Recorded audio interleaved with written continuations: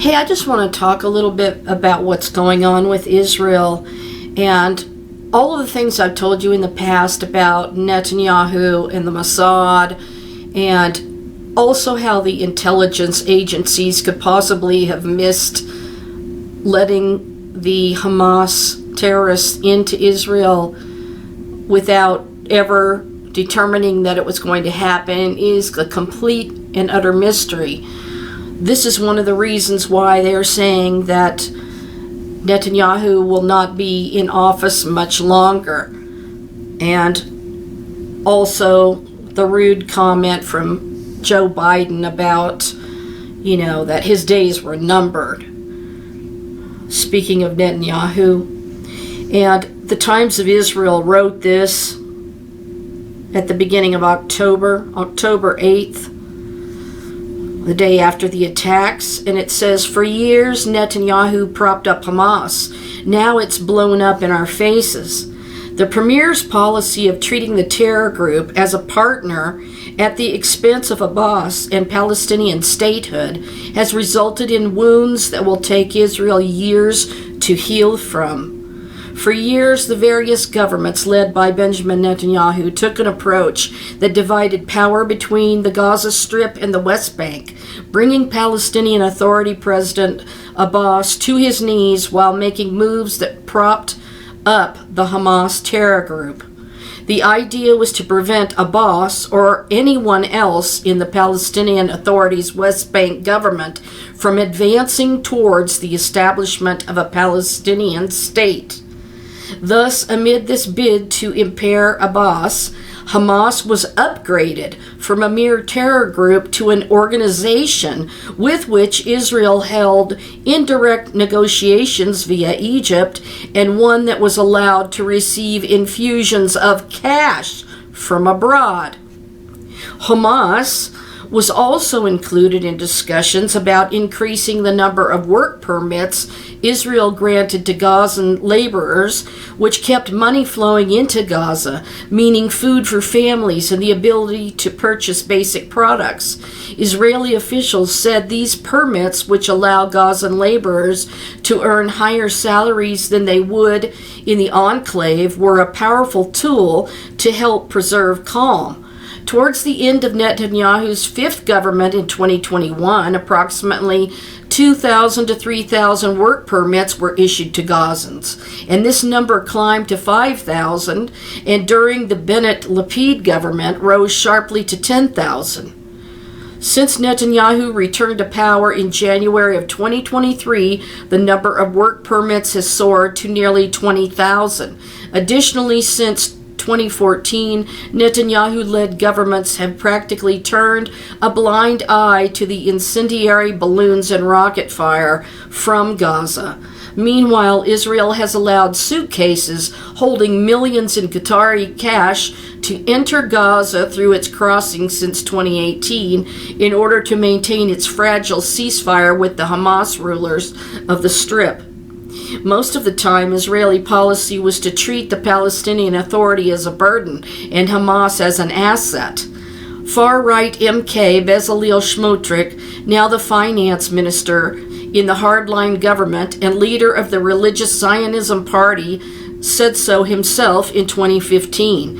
According to various reports, Netanyahu made a similar point at a Likud faction meeting in early 2019 when he was quoted as saying that those who oppose a Palestinian state should support the transfer of funds to Gaza because maintaining the separation between the Palestinian Authority in the West Bank and Hamas in Gaza would prevent the establishment of a Palestinian state.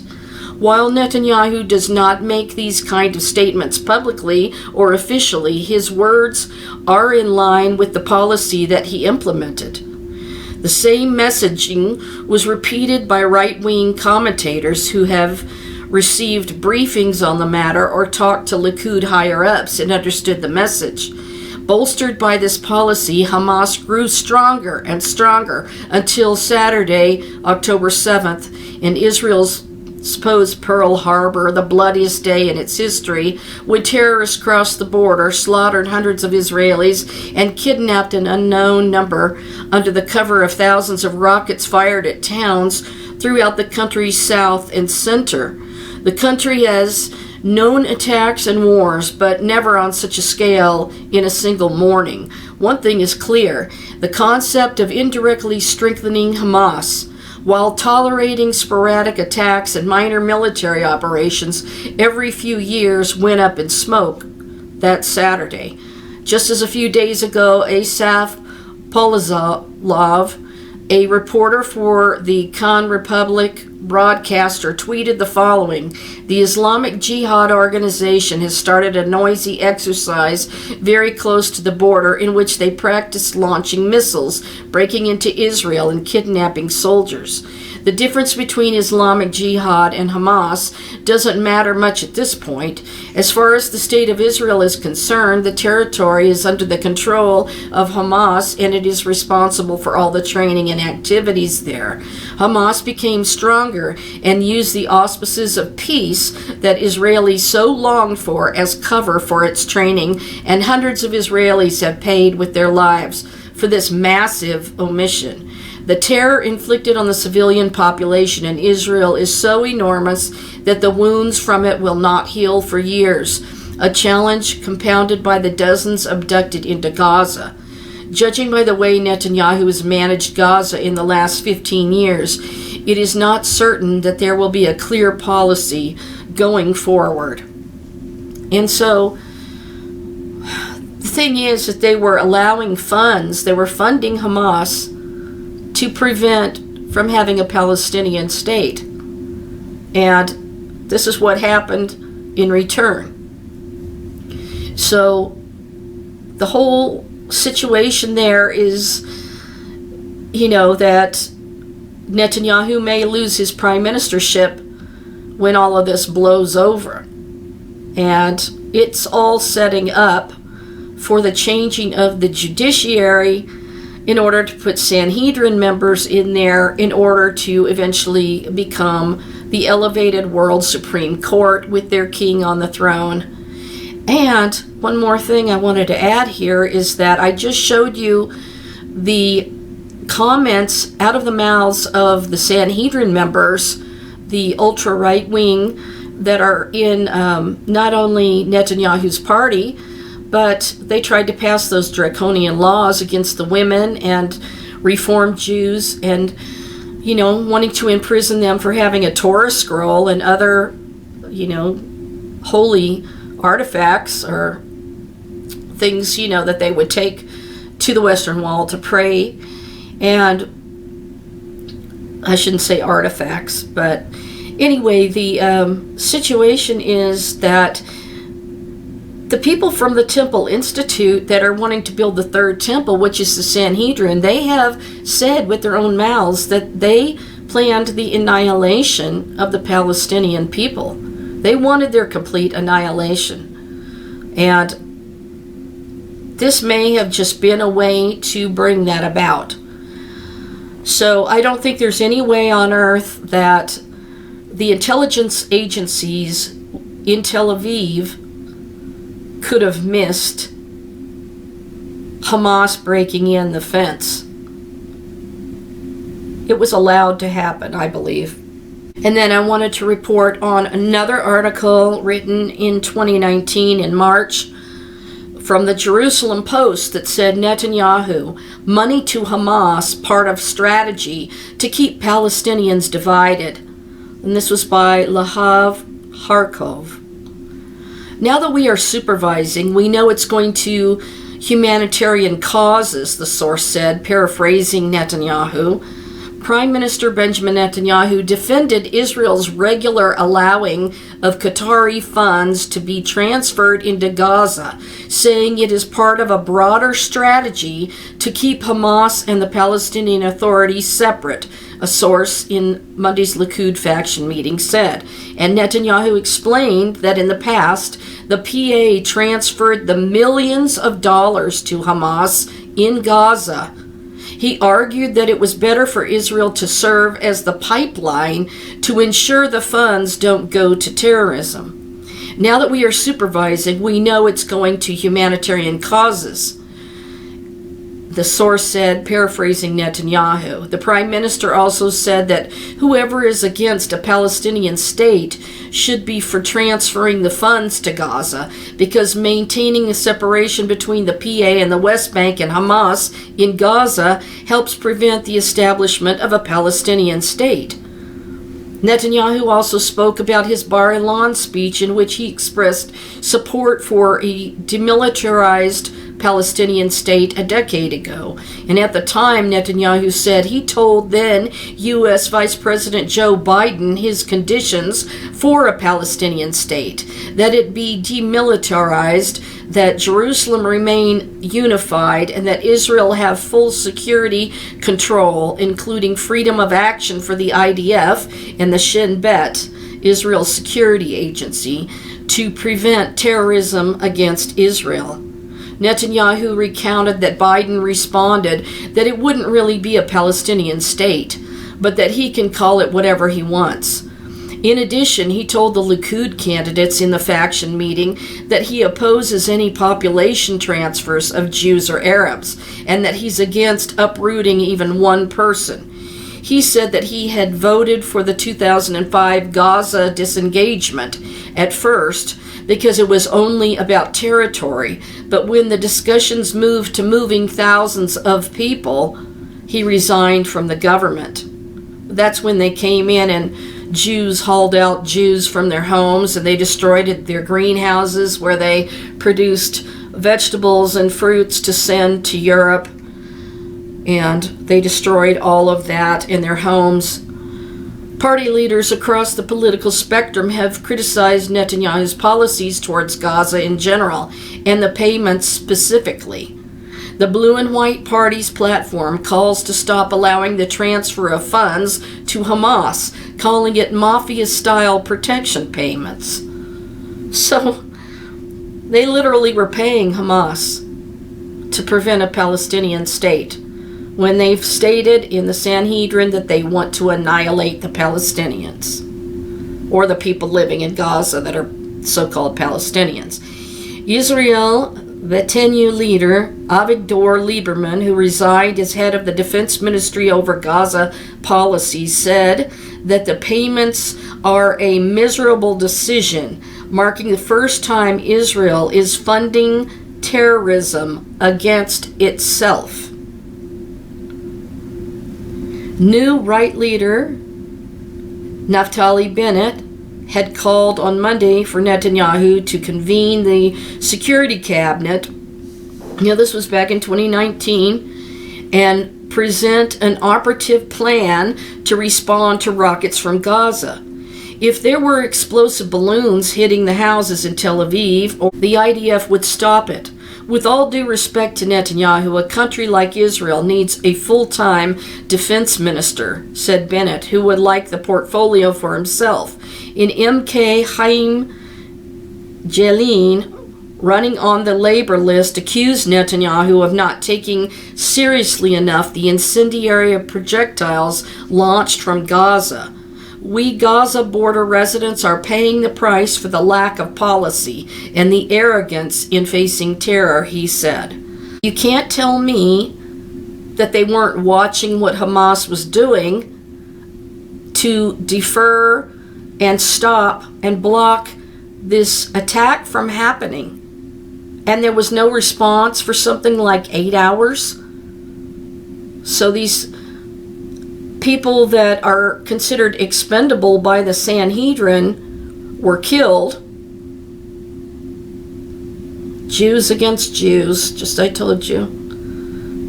And the Sanhedrin has this hatred for certain people. So they want them annihilated. So now you can see some of what's been going on and why they would not want Benjamin Netanyahu to remain in power. You cannot tell me there's not a connection between all of the Mossad events of 9/11, and then as soon as this event happened, they were calling it a 9/11 event. which means what? They were involved and they caused it to come about so against their own people. This is truly disturbing. Now remember, I told you when the Holy Spirit revealed to me in the book of Revelation that Israel was reestablishing a king and their old monarchy was going to be restored and revived, that had the deadly wound in the head, and then, they're completely restored, putting a king back on that throne. And the fact that they want the Supreme Court of the Sanhedrin members to get into the Knesset, into a special judicial branch to where they become the judges. We now have this story, which was posted today from the Times of Israel, that says Justice Minister, Supreme Court President appoint 14 temporary judges. Temporary appointments made in light of numerous empty spots on the court benches around the country owing to Levin's refusal to convene Judicial Selection Committee. Justice Minister Yariv Levin and Acting Supreme Court President Uzi Vogelman announced on Thursday that they will be appointing 14 retired judges to serve as temporary judges on courts around the country. The temporary appointments will help ease the case burden on the courts. There are currently at least 20 empty seats on Israel's court benches, owing to Levin's refusal to convene the Judicial Selection Committee, which appoints all permanent judges. Levin has refused to convene the committee and appoint new judges owing to his stated desire to change the composition of the panel and give the government control over appointments.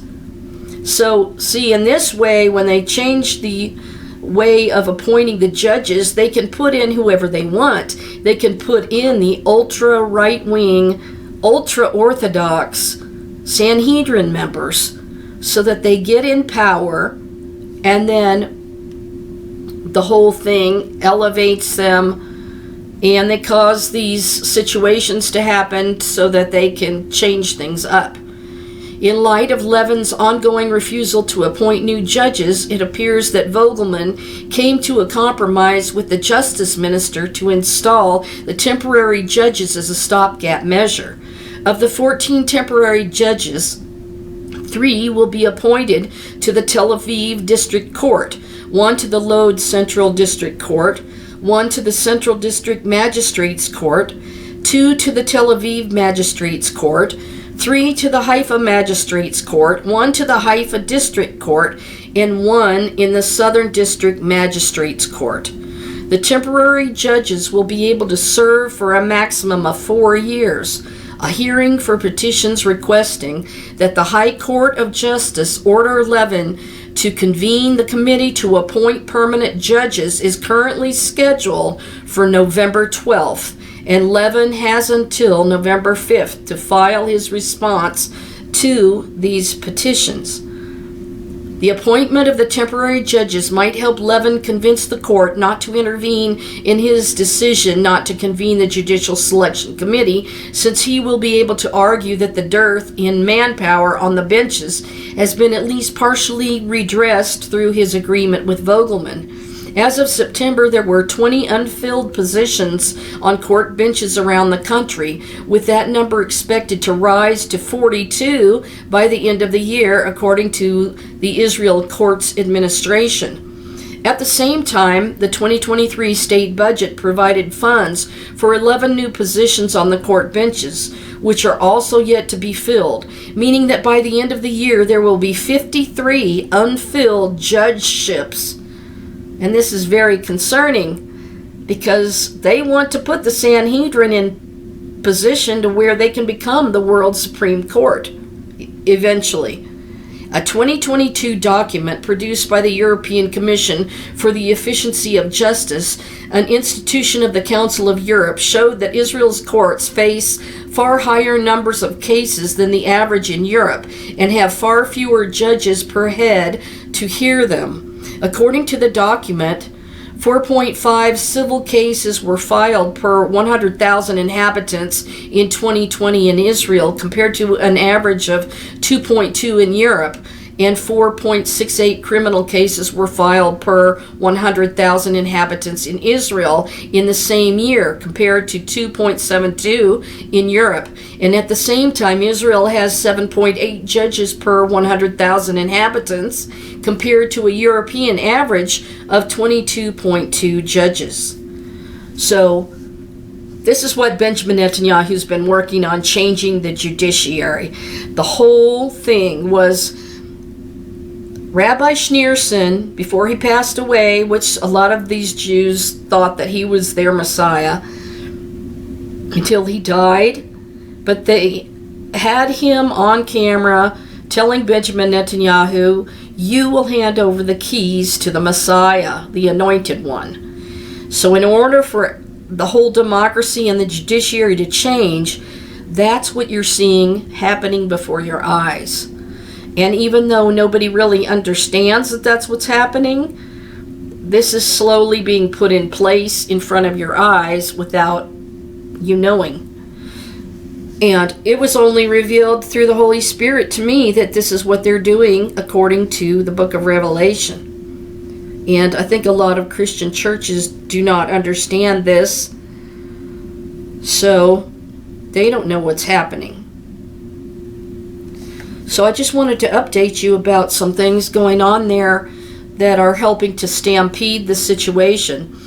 You know, if Benjamin Netanyahu is removed as the prime minister, and like I told you about the whole idea of Israel and the Palestinians having in the past been thinking about becoming members of the Commonwealth of Britain, then they would have the king over them, the anointed one who was anointed with the olive oil from the Mount of Olives in Jerusalem, that they see as, you know, that he has a descendancy of King David, supposedly, and all the things I talked about, being coronated on Jacob's pillar in the style and manner of the ancient monarchs of Judah in the Bible.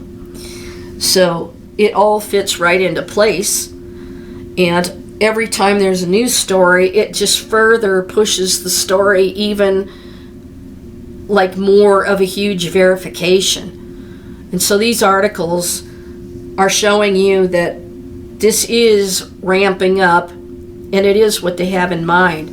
Seriously, if they did get rid of Netanyahu and they put King Charles as, you know, like in order to balance the peace and all of that, and the document that Israel signed with the UK previously for 7 years, it's not the 7-year covenant with many.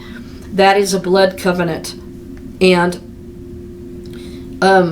it will include being able to build the temple. So these things are just kind of stampeding ahead. Now, if they remove Netanyahu because of this lapse of, you know, the intelligence supposedly not knowing anything was happening with Hamas to attack Israel, which I just don't believe. They're talking about that they would eventually, he would lose his position. And that would give the chance for Israel to say, okay, we can't get a good government here, so let's become part of the Commonwealth, the Palestinians part of the Commonwealth, and then the king would be able to create the peace. But this agreement of trade between the UK and Israel, it has been signed in March of 2023, and so it's setting everything in place, because if you think about the red heifer ceremony being ready to go by April during Passover, then things have to kind of fall like dominoes to put everything in place so that by the time that gets here, you know, the king's invited there, or, you know, he's somehow involved in that red heifer sacrifice, that blood covenant with many that can never take away the people's sins. And they will have traded the blood of the Messiah that bore our sins for the blood of a red heifer, which can never take away their sins. So this is a very critical situation. And you can see how all of these things are leading to a change in the government, with Netanyahu maybe being booted out in the future. Sometime, I don't know when exactly, but it would be between now and April, I would think. And if everything fell into place like it's looking like. I just want to share a few of these things and see what you thought about it. And like, subscribe, and please support my channel. It's critical for me, and I thank you for helping. So I'll see you next time.